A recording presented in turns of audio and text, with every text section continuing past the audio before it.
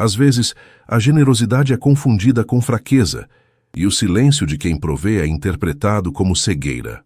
Eu acreditei que, ao oferecer um teto e segurança financeira para a família da minha esposa, estaria construindo uma rede de proteção e amor para minha filha. No entanto, descobri da pior maneira possível que o veneno pode ser destilado por aqueles que sentam à nossa mesa e vivem sob o nosso teto. Esta é a história de como o meu maior ato de bondade se tornou o palco de uma traição cruel, e de como precisei destruir o castelo que eu mesmo ergui para resgatar a dignidade da minha pequena. Antes de começarmos essa história incrível, não se esqueça de curtir o vídeo, se inscrever no canal e contar pra gente nos comentários de onde você está ouvindo essa história.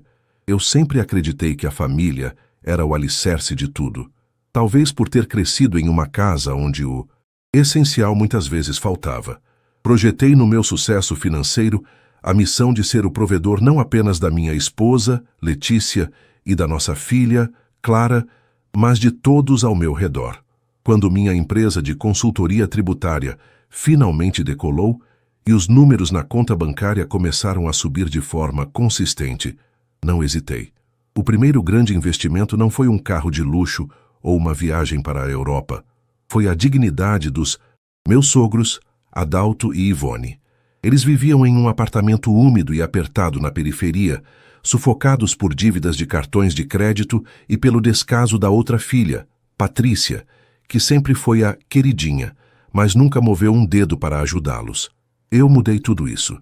Comprei uma casa ampla no bairro Jardim das Acácias, um lugar onde o sol batia na varanda todas as tardes e o silêncio só era quebrado pelo canto dos pássaros. Eu não apenas terei o teto, eu assumi as parcelas do financiamento, o IPTU, o plano de saúde e até a conta do supermercado, que era entregue religiosamente toda segunda-feira. Fiz isso por gratidão a Letícia e porque, ingenuamente, pensei que estava protegendo minha filha, criando para ela um ambiente de amor na casa dos avós. Como eu estava errado. Naquela terça-feira abafada, o ar estava denso, prenunciando uma daquelas tempestades típicas do interior paulista. Saí de uma reunião de fechamento de contrato mais cedo do que o previsto. O vento soprava forte, balançando as copas dos ipês na calçada, enquanto eu estacionava o carro a uma quadra da casa deles. Decidi fazer uma surpresa. Clara tinha passado a tarde lá, como costumava fazer 2 vezes por semana, enquanto Letícia estava no consultório odontológico.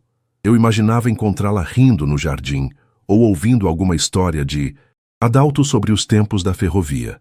O portão eletrônico deslizou com um ruído metálico familiar. O cheiro de grama cortada e de café fresco, que geralmente emanava da cozinha, parecia alterado por algo mais ácido, mais agressivo. Assim que pisei na varanda, o som de uma voz estridente me paralisou. Era Ivone.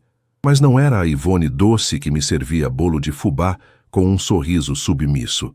Era um grito carregado de um desprezo que eu nunca imaginei que ela possuísse. Eu já disse que não quero ver um pingo de gordura nesse prato, garota inútil. Esfregue isso direito ou você não vai sair daqui hoje. As palavras cortaram o ar como navalhas. Meu coração disparou. Senti uma pressão insuportável no peito, o sangue pulsando nas têmporas. Aproximei-me da janela da cozinha, que dava para a área de serviço. O cenário que vi destruiu qualquer resquício de respeito que eu ainda nutria por aquelas pessoas. Minha pequena Clara, de apenas 9 anos, estava em cima de um banquinho de plástico, com as mãos mergulhadas em uma água ensaboada e suja. Ela chorava em silêncio, as lágrimas escorrendo pelo rosto avermelhado e caindo dentro da pia cheia de louças engorduradas. O avental dela estava encharcado, e seus braços finos tremiam sob o peso de uma panela de ferro pesada demais para o seu tamanho. Adalto estava sentado na mesa logo atrás, palitando os dentes com indiferença, enquanto assistia ao jogo de futebol na TV de 55 polegadas que eu havia dado de presente no último Natal. Ele nem sequer olhava para a neta, mas o pior ainda estava por vir. No canto da cozinha, Patrícia, minha cunhada, estava encostada no balcão de granito, segurando um copo de suco gelado. Ao lado dela, seus 2 filhos, Enzo e Valentina, estavam sentados confortavelmente, rindo e apontando para Clara.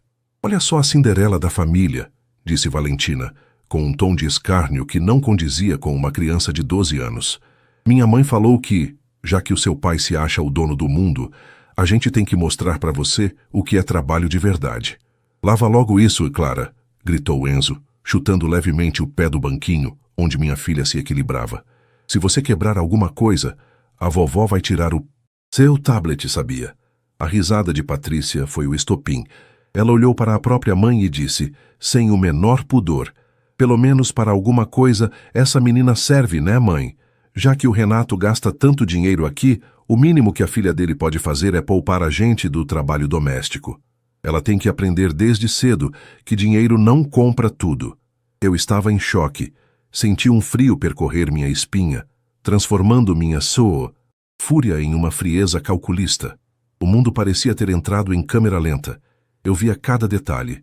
A mancha de molho de tomate na camiseta favorita da Clara, o olhar de superioridade de Patrícia, a apatia covarde de Adalto. Eles não me viam apenas como um provedor.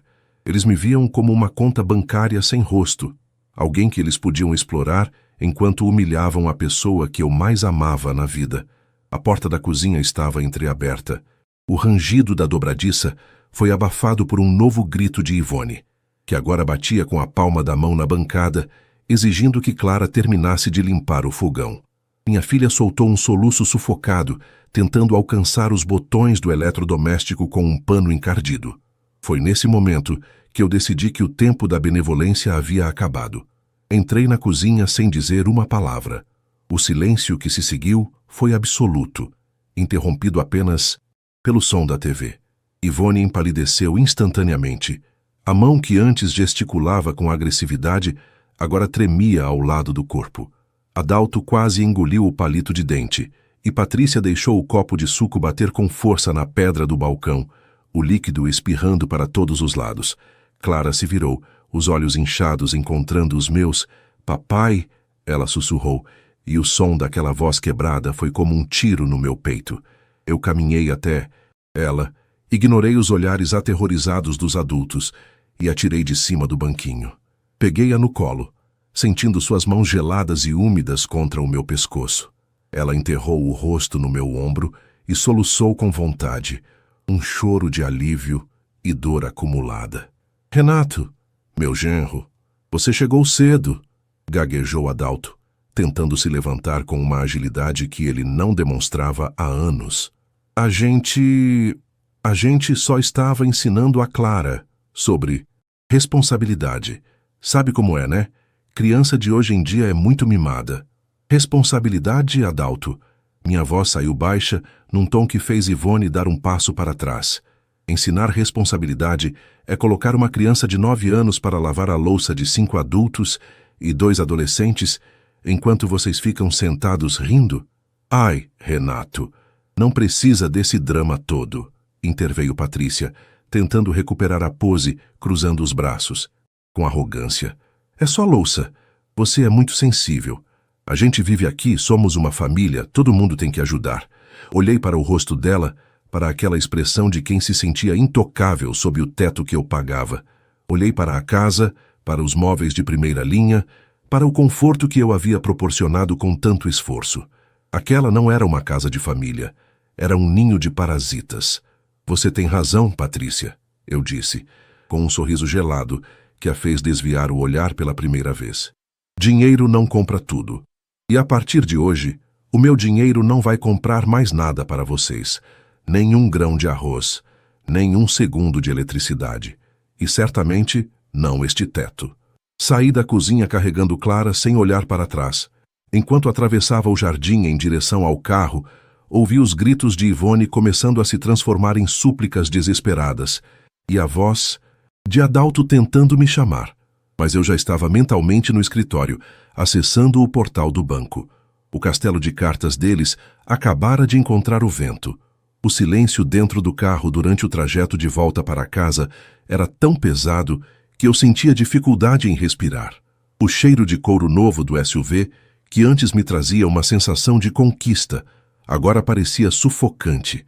Pelo retrovisor, eu observava Clara. Ela estava encolhida no banco de trás, abraçada à sua mochila escolar, os olhos fixos na paisagem borrada pela chuva que finalmente começara a cair, lavando o asfalto quente da tarde paulista. Ela não chorava mais alto, apenas soluçava baixinho, um som que me dilacerava a alma. Chegamos em casa e o ambiente estava imerso em uma penumbra cinzenta. Levei Clara direto para o banho. Enquanto a água morna corria, ajudei-a a tirar aquela camiseta manchada de molho e o avental úmido que cheirava a detergente barato e gordura velha. Ver os dedos da minha filha enrugados pela exposição prolongada à água e as pequenas marcas avermelhadas nos braços, resultado do esforço para segurar panelas pesadas, acendeu em mim um tipo de fúria que eu nunca soubera que possuía. Era uma raiva fria, cirúrgica, que começava a traçar planos antes mesmo de eu perceber. Papai, eu sou inútil? A pergunta dela, feita com uma voz pequena e trêmula sob o barulho do chuveiro, foi o golpe final. Ajoelhei-me ao lado da banheira, ignorando a água que molhava as mangas da minha camisa de grife. Segurei o rosto dela com as duas mãos, olhando fixamente em seus olhos castanhos, tão parecidos com os meus. Nunca mais repita isso, meu amor. Você é a menina mais inteligente, generosa e preciosa deste mundo.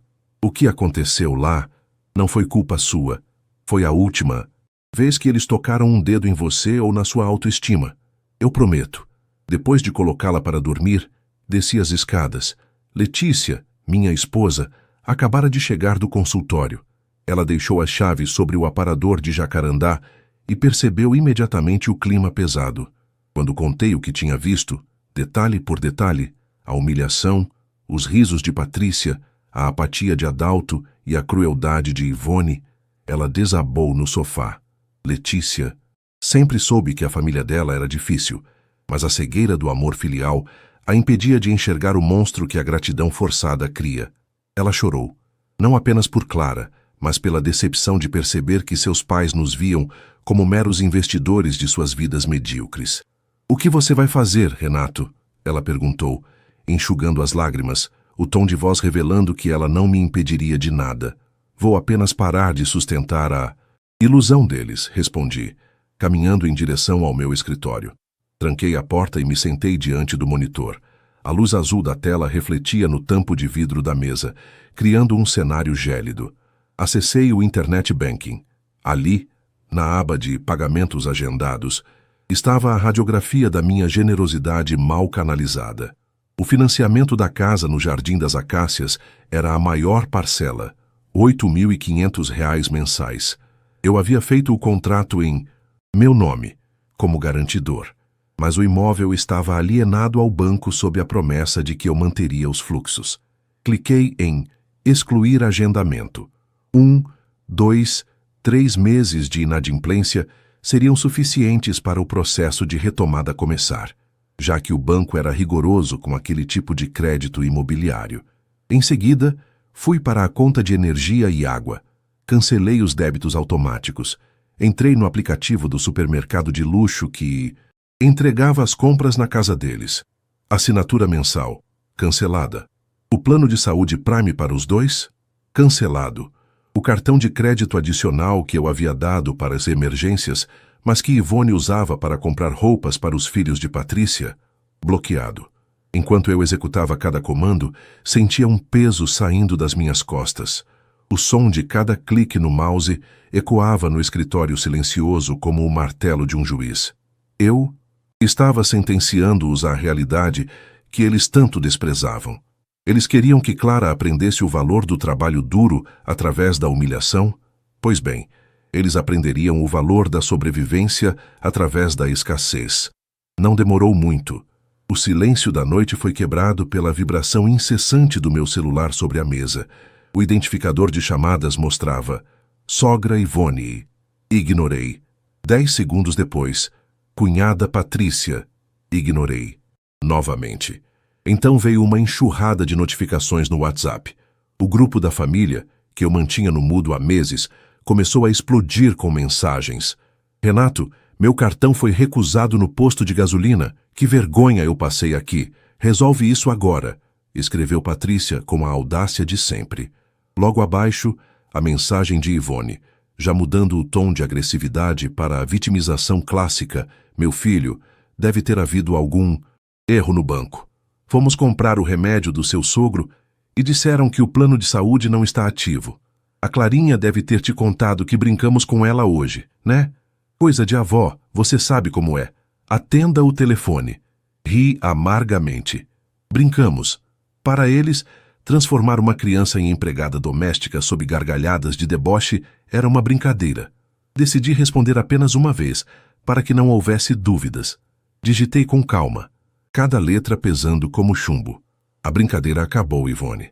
A partir de hoje, vocês estão por conta própria. A casa, o mercado, a luz e os cartões. Aproveitem o conforto enquanto durar, porque o banco não costuma ser tão paciente quanto eu fui. Não me liguem, não procurem a Letícia e, principalmente, fiquem longe da minha filha. Bloqueei todos, um por um. Senti uma paz gélida tomar conta de mim. Eu sabia que o processo legal de leilão de um imóvel financiado levava tempo, mas sem o meu aporte, a estrutura deles colapsaria em semanas. Eles não tinham reservas, não tinham brio e, acima de tudo, não tinham mais a minha condescendência. Deitei-me ao lado de Letícia, que já dormia um sono inquieto. Olhei para o teto, ouvindo o som da chuva engrossar lá fora, batendo contra os vidros. Eu havia construído um castelo para porcos, e agora estava apenas abrindo a porteira para que a lama os encontrasse.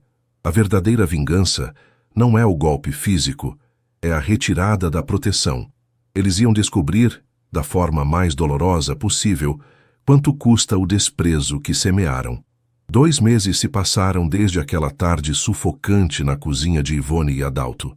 O tempo, que antes parecia correr contra mim na correria do escritório, agora fluía com uma cadência diferente, mais leve, quase como se o ar em nossa casa tivesse sido filtrado. Clara voltara a sorrir. Matriculei-a em aulas de natação em um clube próximo. Ver minha filha mergulhando naquela água azul e cristalina, lavando simbolicamente os resquícios daquela água suja de louça, era o meu maior bálsamo.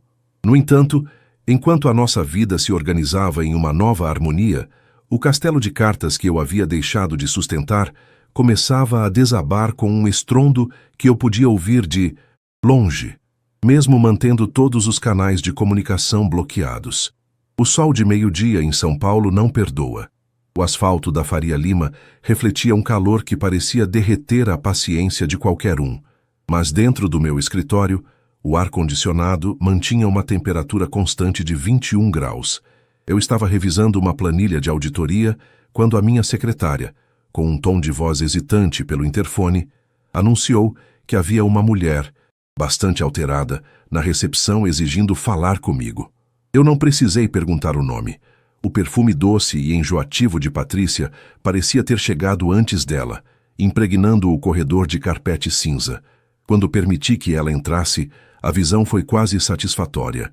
Patrícia não ostentava mais as bolsas de marca, provavelmente vendidas em algum brechó de luxo para pagar contas básicas, e sua expressão de arrogância fora substituída por uma máscara de desespero e raiva contida. Ela bateu as palmas das mãos na minha mesa de jacarandá, fazendo com que o meu café oscilasse na xícara de porcelana. "Você ficou louco, Renato", ela gritou, a voz falhando. "Meus pais estão vivendo à luz de velas. A Enel cortou a luz ontem de manhã, e a Sabesp já avisou que vai fechar o cavalete da água se a conta de 3 meses não for paga hoje. Você tem noção do que é deixar 2 idosos nessas condições?" Recostei-me na minha cadeira ergonômica, cruzei as mãos e a observei com a curiosidade de quem estuda um espécime em um laboratório. O silêncio que mantive por longos 30 segundos a deixou ainda mais instável. Eu sentia o cheiro do suor dela misturado ao perfume barato, o som da respiração ofegante, o estalo das unhas maltratadas contra a madeira. "Eu tenho plena noção, Patrícia", respondi, minha voz soando como um sussurro frio em meio ao caos dela. "Assim como tenho noção do que é deixar uma criança de 9 anos em cima de um banquinho, sendo humilhada por quem deveria protegê-la. Onde estava a sua preocupação com condições humanas naquele dia? Isso é ridículo. Você está punindo a família inteira por causa de uma bobagem." Ela tentou desviar o foco. Um movimento clássico de quem nunca assume a responsabilidade. O Enzo e a Valentina não conseguem estudar no escuro. Minha mãe está chorando o dia todo. O Adalto, ele está tendo picos de pressão. Você vai ser o responsável se algo acontecer com ele. Não, Patrícia. O responsável por eles é você, eu disse, levantando-me lentamente. Durante anos, eu fui o banco, o plano de saúde e o teto. Eu fui o suporte para que vocês pudessem viver uma vida de aparências. Agora, o papel de provedora é seu, ou do seu marido, que continua gastando o pouco que ganha em apostas online, não é? Eu sei de tudo. Ela recuou um passo, a pele empalidecendo sob a maquiagem carregada, mas o golpe final ainda não havia sido desferido. Abri a gaveta lateral da minha mesa e retirei uma pasta de couro preta. De dentro dela, tirei uma folha com o timbre de um grande banco privado. Era uma notificação extrajudicial de consolidação de propriedade. Você veio aqui reclamar da luz e da água, mas a sua miopia financeira não te permitiu enxergar o problema maior. Comecei, deslizando o papel pela mesa até que ficasse diante dela. Como eu parei de pagar as parcelas do financiamento da casa no Jardim das Acácias há exatos 90 dias, o banco iniciou o processo de retomada. No contrato, eu sou o garantidor, mas a dívida é vinculada ao imóvel. Como não houve purgação da mora, ou seja, ninguém pagou o que devia.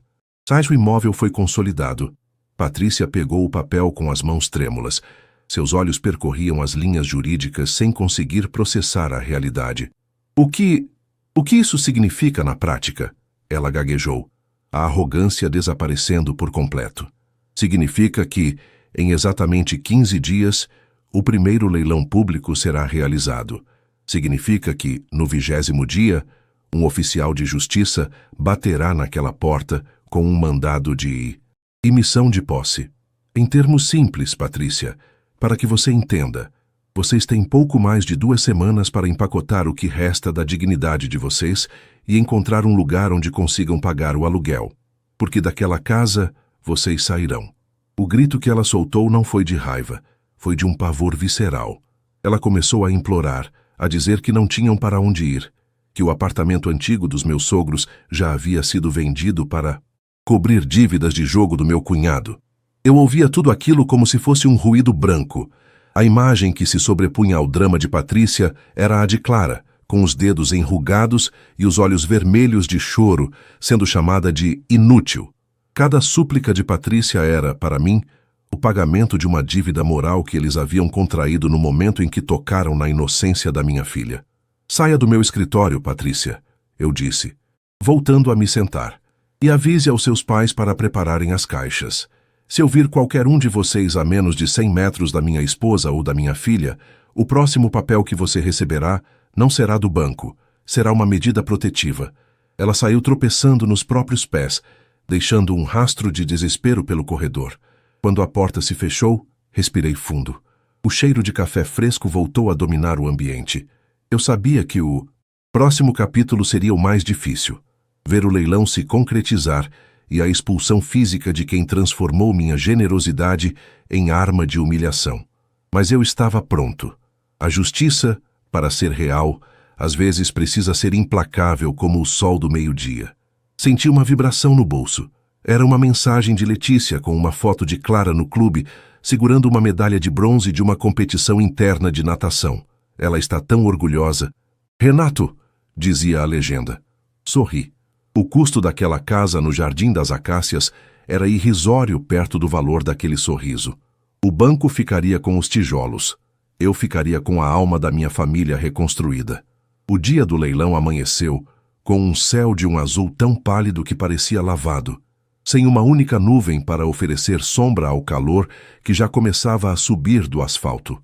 Eu estava sentado na varanda da minha casa, a quilômetros de distância do Jardim das Acácias, segurando uma caneca de café que já havia esfriado. O silêncio da manhã era apenas quebrado pelo som distante de um cortador de grama e pelo chilrear persistente de um Bem TV. No meu colo, o tablet mostrava a página do leiloeiro oficial. Eram 10 horas da manhã. O cronômetro digital em vermelho retrocedia implacavelmente. 10, 9, 8, Quando o martelo virtual bateu, senti um arrepio que não era de frio, mas de uma conclusão absoluta. A casa onde eu investi meus sonhos de uma família unida agora pertencia a um grupo de investimentos imobiliários de Rio Preto. 5 dias depois, o prazo para a desocupação voluntária se esgotou. Eu não precisava estar lá. Letícia me pediu para ficarmos em casa, para pouparmos Clara de qualquer resquício daquela toxicidade. Mas eu precisava de um ponto final. Eu precisava ver, com meus próprios olhos, o momento em que o privilégio imerecido se transformaria na realidade nua e crua.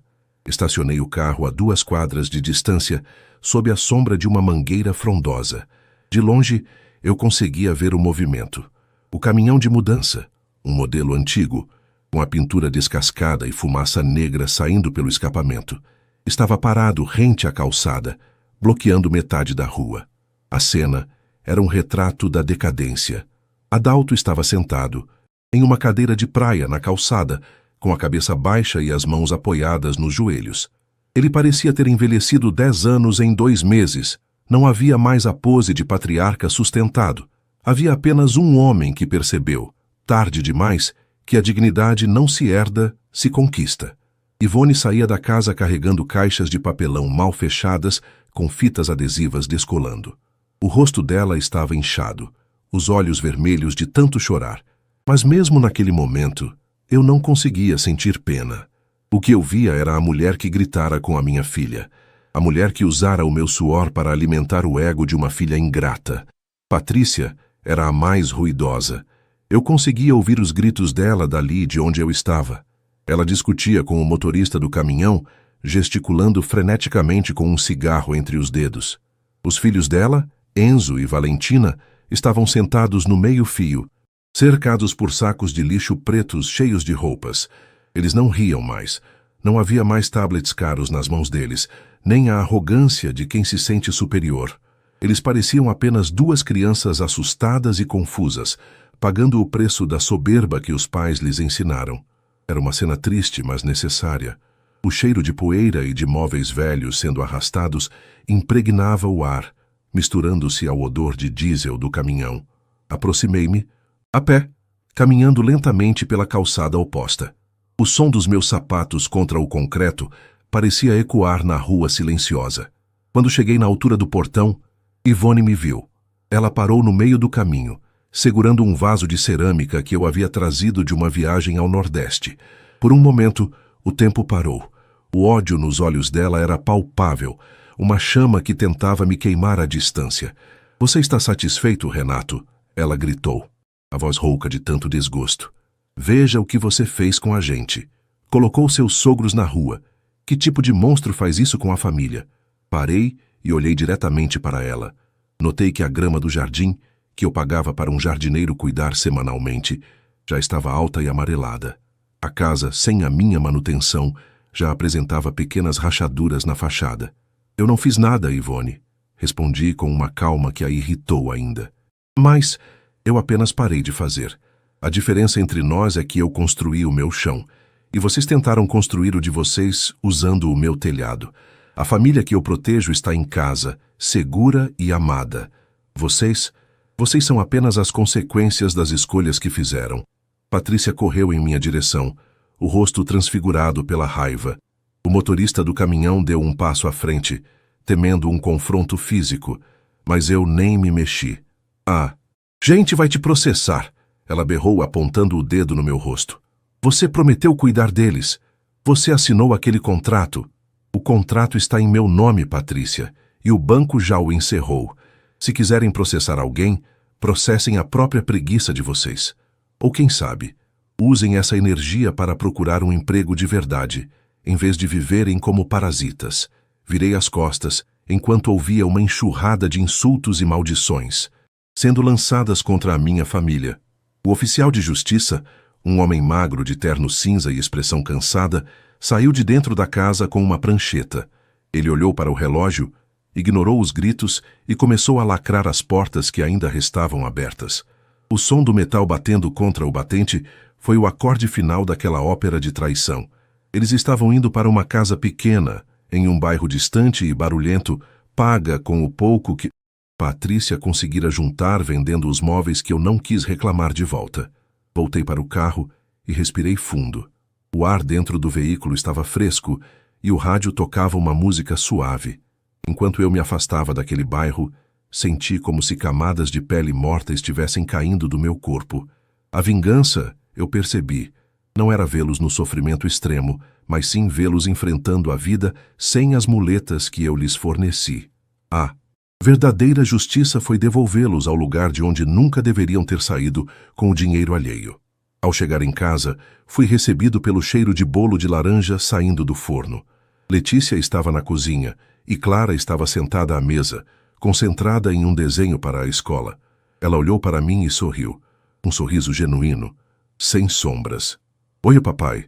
Olha o que eu desenhei", ela disse, me mostrando uma folha com uma casa colorida, cheia de flores, e 3 pessoas de mãos dadas. Abracei-a com força, sentindo o perfume de shampoo infantil no seu cabelo. Naquele momento, todas as parcelas pagas, todos os desaforos ouvidos e toda a dor da traição sumiram. O banco leiloou a casa, mas eu havia recuperado o lar. A vingança estava completa, não porque eu os destruí, mas porque eu me recusei a ser destruído por eles. Olhei para Letícia e vi o alívio em seus olhos. Sabíamos que, a partir dali, não haveria mais intrusos em nossa felicidade. O silêncio que agora reinava na nossa vida não era de solidão, mas de paz. E a paz, eu descobri, é o único luxo pelo qual vale a pena pagar qualquer preço. Gostou do desfecho dessa história de superação e justiça? Essa narrativa mostrou que, às vezes, é preciso derrubar as estruturas erradas para que o que é verdadeiro possa florescer. O que você achou da atitude do Renato? Ele foi justo ou foi longe demais? Deixe sua opinião aqui nos comentários.